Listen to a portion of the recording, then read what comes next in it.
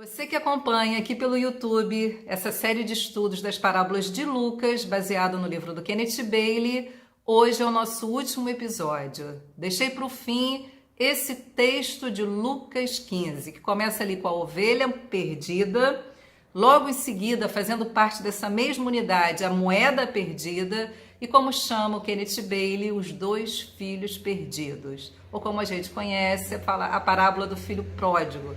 Texto conhecido nosso, que nos diz muito, que sempre fala muito com a gente. Deixei para o fim para encerrar esse ciclo desse estudo. Sugiro que você me siga no Instagram, lucianaramos.sementes, para ficar por dentro do que vai ser o nosso próximo estudo. E esse próximo estudo vai acontecer somente no podcast, de mesmo nome aqui do canal, Sementes, Raízes e Frutos, que você encontra no Deezer, no Spotify e no SoundCloud. Me siga lá, lucianaramos.sementes, no Instagram. Eu também tenho um grupo de leitura, nós estamos chegando no fim do livro Caminho do Coração. Às vezes você gosta de ler, você quer ler, mas você não consegue se comprometer com a leitura. Eu acho que o grupo pode te ajudar. Nós nos reunimos todas as segundas-feiras, às 7 horas da noite, dura exatamente 1 hora esse encontro, e a gente discute lá o nosso cronograma, dentro do nosso cronograma de leitura, o texto do livro que a gente está lendo. No próximo mês, nós vamos ler C.S. Lewis, Os Quatro Amores, um livraço. Convido você, então, a me seguir lá para ficar por dentro disso tudo. Nossa parábola. Cobradores de impostos e pecadores vinham ouvir Jesus ensinar.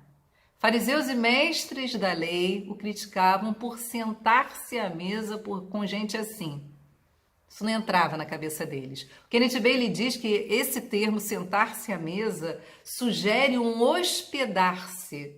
Talvez Jesus tenha se hospedado nessas casas ou tenha recebido gente assim, tão desprezada por religiosos do tempo de Jesus. Sentar-se à mesa não era só uma questão de saciar a fome, tinha a ver com aceitação. Isso daí mexia com fariseus e mestres da lei.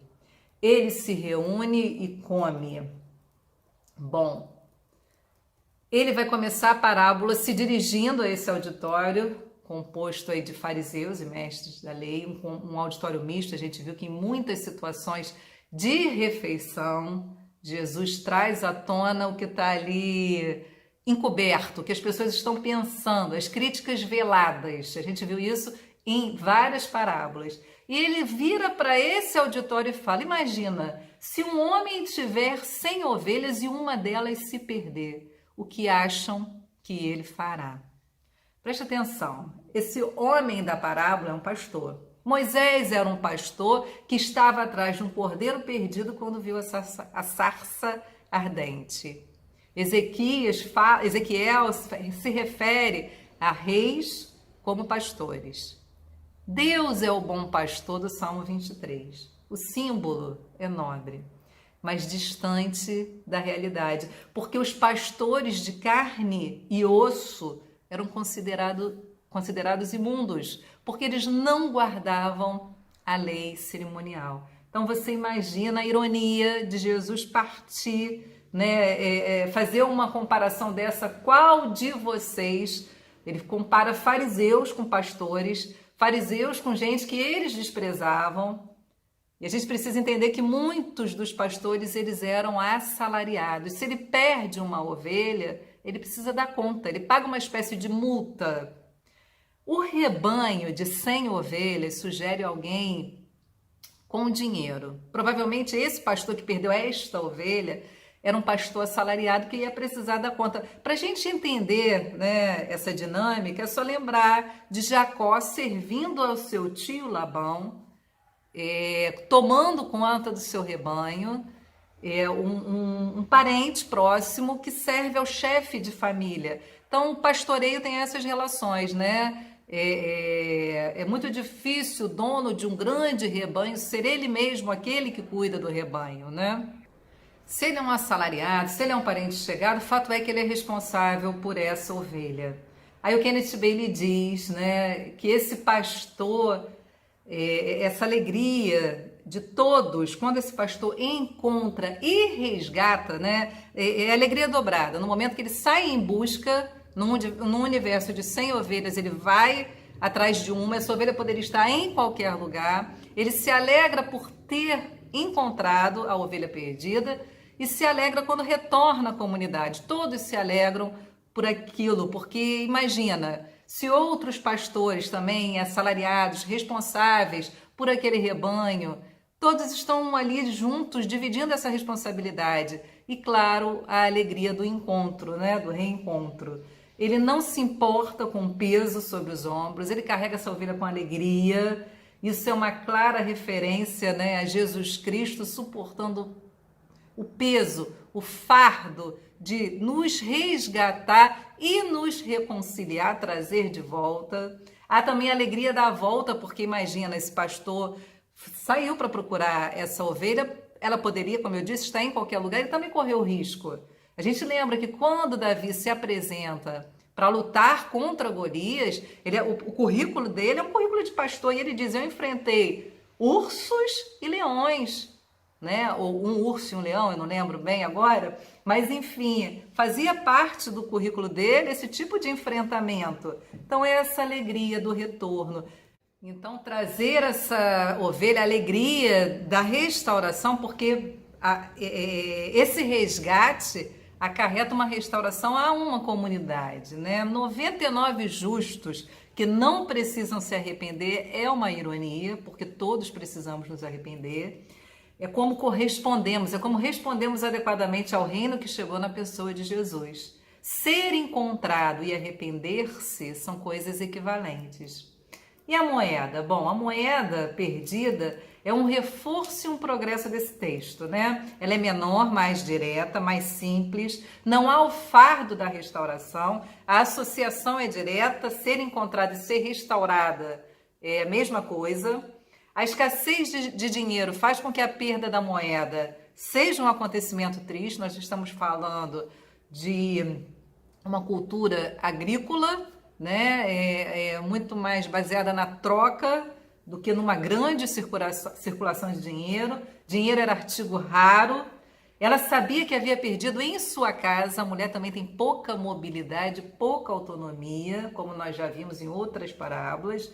O próprio uso de uma mulher, assim como do pastor, na parábola da ovelha, o uso da mulher também é de uma ousadia, né? Também é um meio de tocar nesse preconceito farisaico, né? Uma entre 10 moedas. Na parábola da ovelha foi uma entre 100. A ovelha poderia estar em qualquer lugar, a moeda na casa. Aqui a coisa perdida pode ser achada se eu estiver disposta a procurar. O que temos aqui então é um reforço da ideia de procura, restauração e a alegria associada. Procura e restauração, esse círculo completo que traz alegria a toda uma comunidade. Em seguida, Jesus vai falar dos 2 filhos perdidos, né? É uma parábola que não se exaure. O Kenneth Bailey defende que não estamos diante de uma alegoria. O pai não é Deus, mas um símbolo de Deus. É um pai terreno que em seu amor é uma figura de Deus. A parábola é sobre o relacionamento de Deus com o pecador e com quem se julga justo. Os 2 perdidos. Esse filho disse para o pai, pai, quero minha parte da herança. É o mesmo que dizer, pai, desejo a sua morte.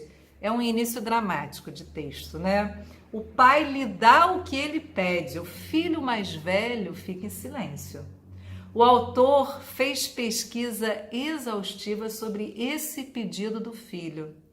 Isso nunca foi visto. Ele diz que do Marrocos à Índia, da Turquia ao Sudão, não existe sequer esse direito prescrito.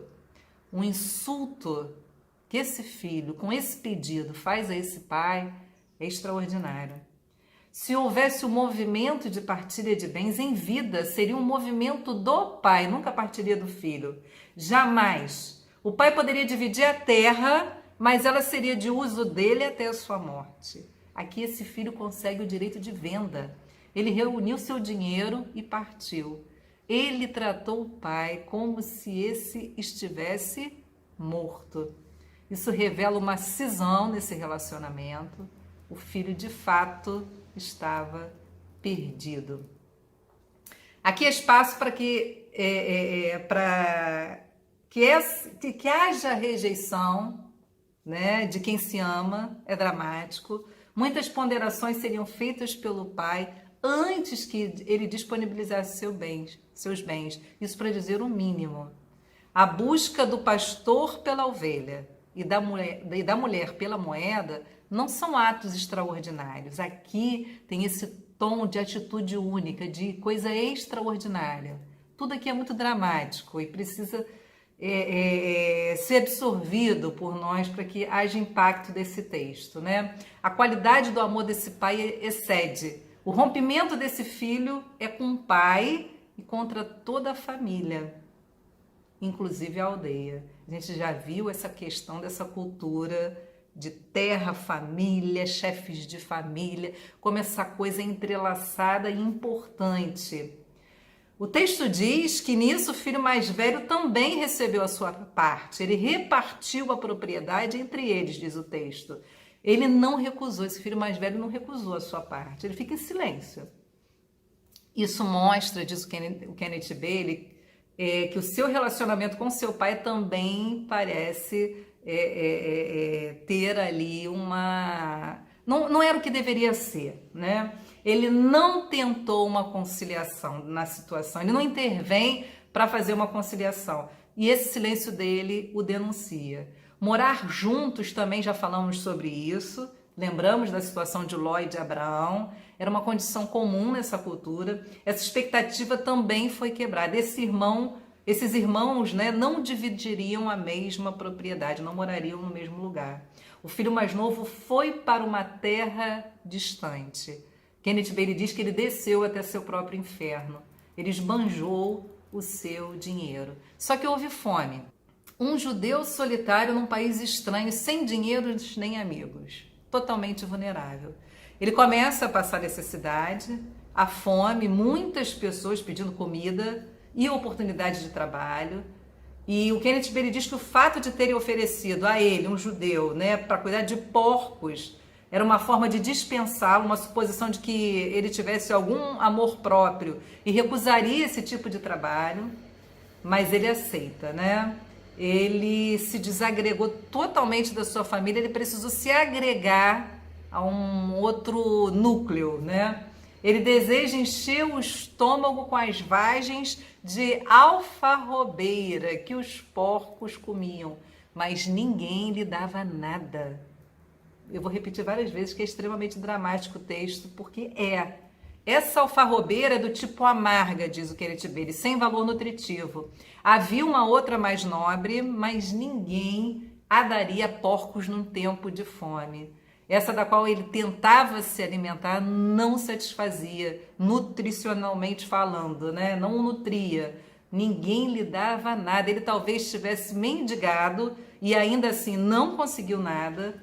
Ele caiu em si.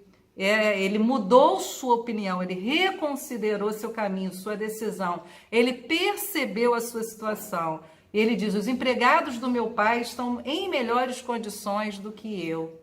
Essa memória da filiação foi o que fez o arrependimento ser possível. Nos construímos na nossa relação com o outro e só voltamos a nós mesmos por meio dos outros. Ele tem a memória da filiação, mas essa memória é de uma ruptura criada. Ele não é o que era antes. Ele agora tem casca de filho, mas natureza de servo. Bom, esse seu arrependimento ainda em seu estágio é um arrependimento em estágio de ponderação, né? É sobre o quê? Do que ele se arrepende nesse momento? De ter desperdiçado dinheiro que estava ligado a uma responsabilidade moral que ele tinha com seu pai. Ele pensa que se não tivesse perdido o dinheiro, não teria pecado.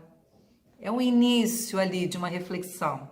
Ele é motivado pela fome e se arrepende de ter perdido o dinheiro. Pequei contra o céu e contra ti, não fui fiel na minha responsabilidade. ainda com essa carga de peso de família, de terra, de cultura.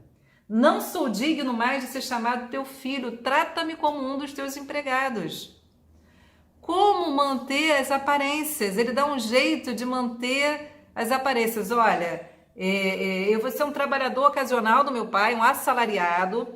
Como servo assalariado, ele vai ser um homem livre, terá sua renda, viveria independente na aldeia local. Mantém seu orgulho e sua independência e, quem sabe, ele seria capaz de pagar o que perdera. Ele ainda está nesse nível de ponderação, de arrependimento, ligado ainda à questão material dessa cisão, né? Bom, ele confessa seu pecado, mas só em termos financeiros, como eu disse. Ele não precisa se reconciliar. A sua situação na aldeia seria difícil, sua rejeição seria grande. Para esse problema, aparentemente, ele não tem solução. Ele não lidaria com as questões familiares importantes apenas com a aldeia. Seu arrependimento não é verdadeiro, porque ele não pode fazer isso sozinho. Arrependimento é dom de Deus. Postei isso ontem no Instagram. Mas como homem do seu tempo, ele cria que poderia. O arrependimento no seu tempo havia sido reduzido a reparações. O homem fazia coisas que lhe assegurariam esse perdão de Deus. Esse é o raciocínio dele. Eu vou voltar, eu vou trabalhar, eu vou restaurar, restituir o dano que eu causei ao meu pai. Eu vou lidar com isso dessa forma, mas ele não chegou no ponto central, no relacionamento rompido, né? Bom, estava ainda longe, diz o texto, seu pai o viu e, cheio de compaixão, correu para seu filho, o abraçou e beijou. Esse filho continuou existindo no coração do pai, a despeito da ingratidão, da vergonha, do insulto. Esse pai se tornou o pai de um filho perdido, morto. Há uma prontidão nesse pai, ele não precisou ouvir nenhuma confissão. O relacionamento não se baseava no comportamento moral do filho. Sua reação aponta para o que esse filho poderia encontrar na aldeia assim que chegasse e fosse reconhecido. Ele seria hostilizado. Por isso que esse pai corre na direção desse filho, a fim de acolhê-lo antes que ele sofresse a rejeição da aldeia. Um nobre, aqui é uma parte central que eu acho belíssima, dessa visão, desse estudo, dessa luz do Kenneth Bailey. Ele diz que um nobre oriental que usa roupas esvoaçantes, né? Ele nunca corre, é humilhante. O andar de um homem se dá a conhecer, né? O andar do homem dá a conhecer o que ele é. O pai teve compaixão. A consciência da punição que o rapaz iria enfrentar, por isso o pai corre para acolhê-lo, para mostrar uma reconciliação pública. Ele entra na aldeia sob os cuidados desse pai, protegido, reconciliado.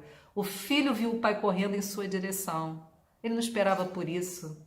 Os atos do pai dispensam palavras. O pai procurou pelo filho como o pastor e a mulher procuraram pelo que haviam perdido. A procura e o encontro é a restauração. Ele beija e abraça.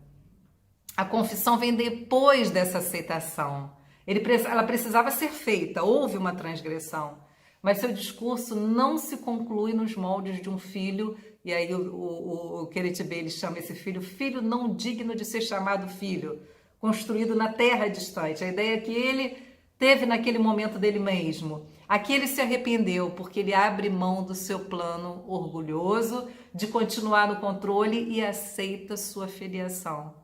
Foi irresistível o ato desse pai na sua direção, dessa forma de aceitação, de conciliação. Ele não tem solução para dar. O problema não era o dinheiro perdido, mas o relacionamento desse filho e desse pai interrompido. E ele não podia restaurar esse relacionamento, ele dependia da dádiva de seu pai.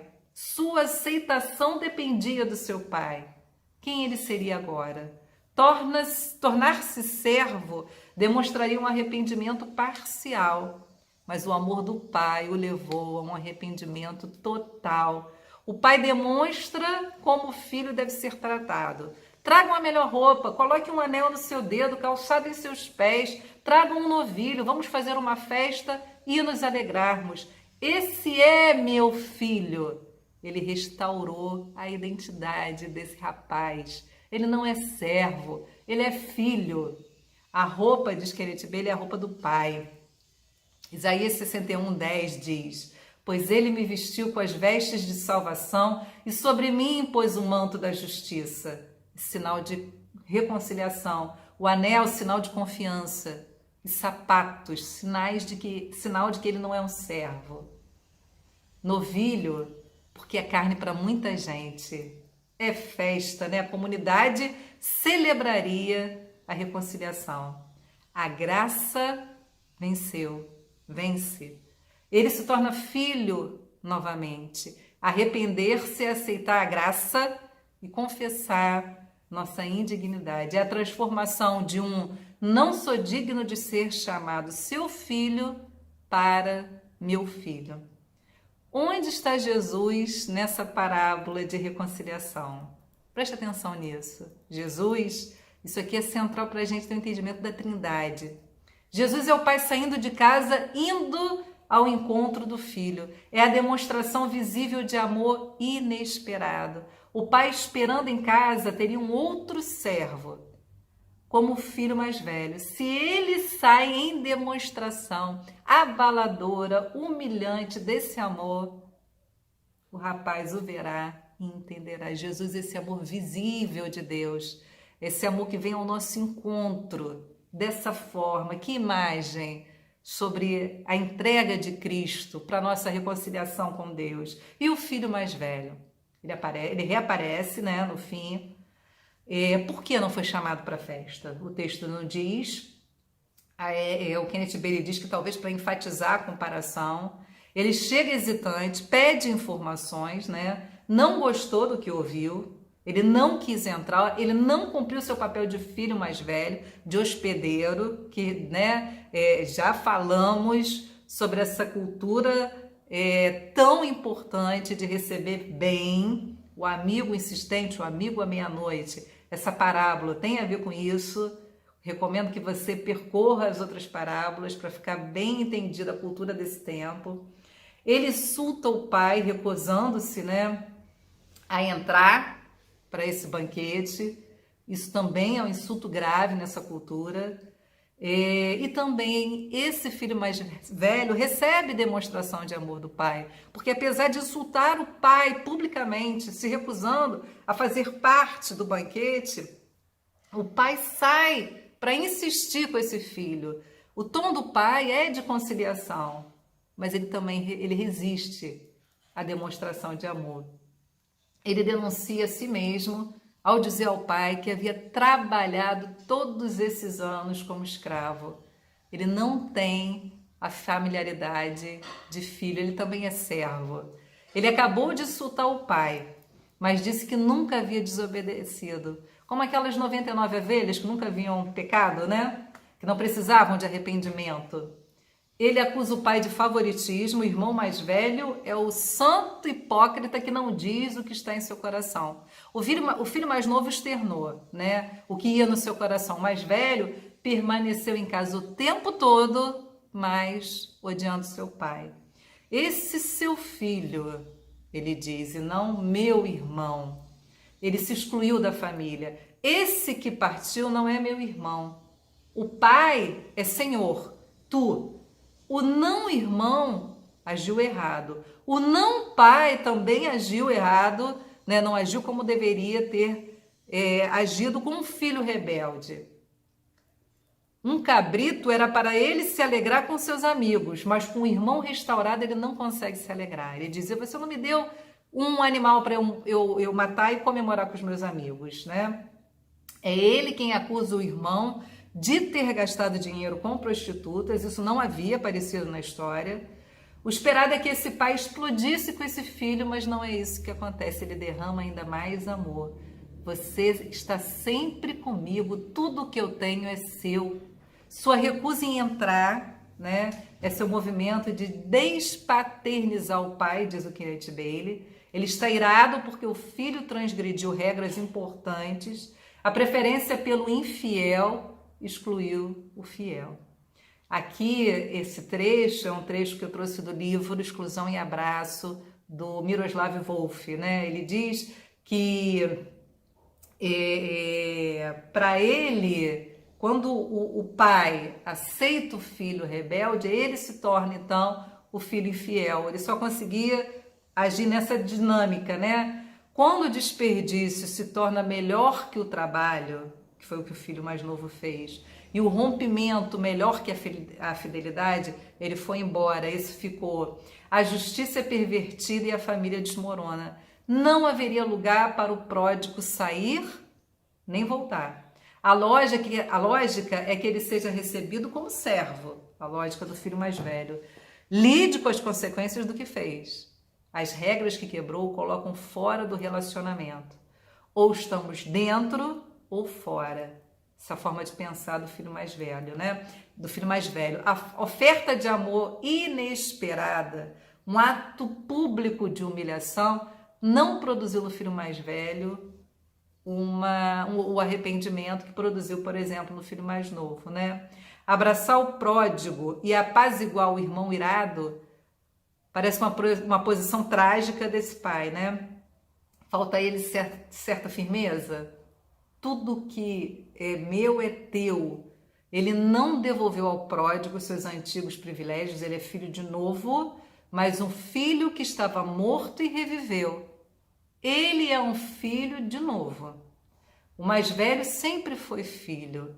A ordenação familiar foi mantida porque ele quer manter esse filho dentro também.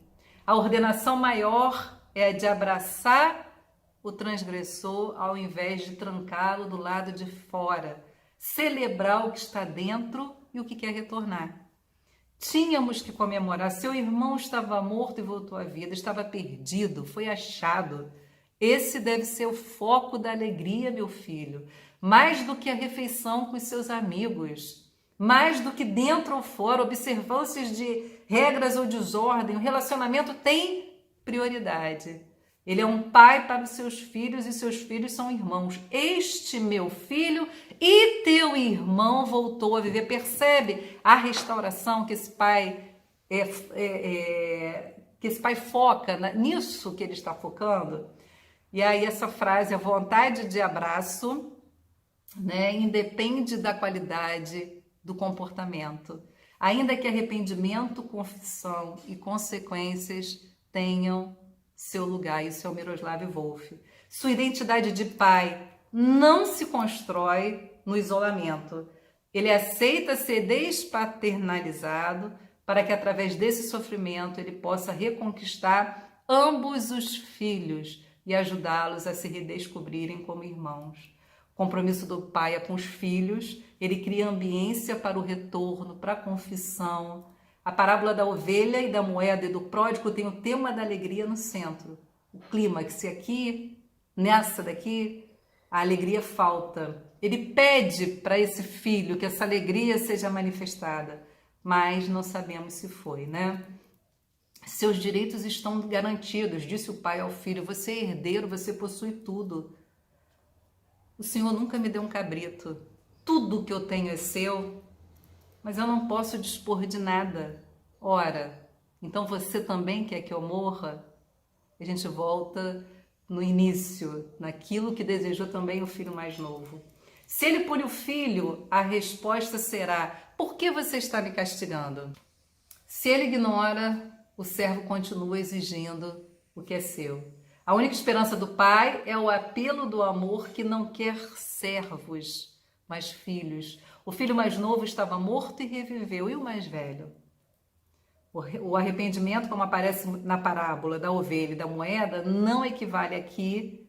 Ser achado não indica restauração, porque esse pai saiu ao encontro dos filhos. Um aceita a condição de achado, o outro parece que não. Ele come com pecadores, foi a acusação. O convite aos queixosos é: participe desse banquete. Identifica aqueles homens como o pastor, como a mulher e agora com o filho mais velho. 2 tipos de pecado, 2 tipos de arrependimentos. Do homem que se achava que pode salvar a si mesmo e do outro que sabe que não pode. A graça, o amor oferecido, a alegria da restauração, filiação. Um filho foi restaurado da morte e da servidão, e o outro parece que permaneceu na servidão. Como eu disse no início, é um texto que não se esgota. Quanta coisa para mim ficou no final do estudo dessa parábola, essa imagem desse pai que corre como Jesus, né? Esse pai que corre com as roupas, por isso que aqui não é uma alegoria, mas um simbolismo, né?